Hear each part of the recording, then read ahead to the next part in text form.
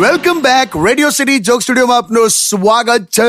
શું કહો છો કાકી? સાંભળ ને ભાઈ, બોલો ને. એ મન તો કેવા બધા SMS આવે છે ખબર છે? કેવા? આ પેલું અત્યારે પેલી દારૂની દુકાનો બધી જે હમણાં ખુલી હતી ને, હા, તો બધા મને એવા જોક્સ આવે છે કે બોલો આ જે પીનારા ખરા ને એ બધા દેશની અર્થવ્યવસ્થા સાચવશે ને કેટલું બધું આવું બધું આવે છે. બોલ. એ કાકી બધાને આવે છે. અમને પણ સતત 3-4 દિવસથી આ જ બધા જોક્સ આવે છે. પણ કેવું કેવાય ને, દેશ આખો દેહ ભૂખ્યો તો હતો જ નહીં, તરસ્યો હતો. બોલ.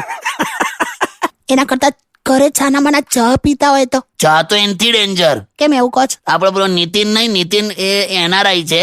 હા, તો નીતિન પાસે પેલી પરમિટ છે, બધું લઈ શકે એમ. ખ્યાલ આવી ગયો. તો નીતિન હમણાં મને કે હું કે રાત્રે 12 વાગે ઘરે આવ્યો. હા, કે બધું 7-8 પેક પીધા. હે એને. શું વાત કરો છો? હા, તે રાત્રે 12 વાગે ઘેર આવ્યો. તેની વાઈફને જરાય પસંદ નથી, તો એણે 3 કપ ચા પીધેલા. એની વાઈફે? હા, 3 કપ ચા પીને જાગતી આમ રાહ જોતી હતી કે આવા દે નીતિન ને એમ. અચ્છા. જેવો નીતિન આવ્યો ને એની વાઈફે શરૂ કર્યું, માય ગોડ, કાં તો તમારી રીત છે, આમ તેમ ફલાણું ઢીકણું કરીને આખું ઘર માથે લીધું. હા, તો નીતિન મને શું કે ખબર? જોયું કાકા, મેં એક વસ્તુ શોધી કાઢ્યું. શું? કે 8 પેક પીધા પછી પણ હું ચૂપચાપ બેસી રહેલો, પણ આને 3 કપ ચા પીધી તો આટલું માનસિક સંતુલન એનું ગયું. એટલે ચા વધારે ખતરનાક છે એમ કે.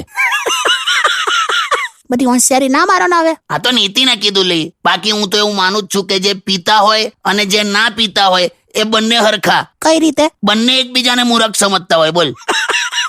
Stay tuned with Kishore Kaka only on Radio City 91.1. Only on Radio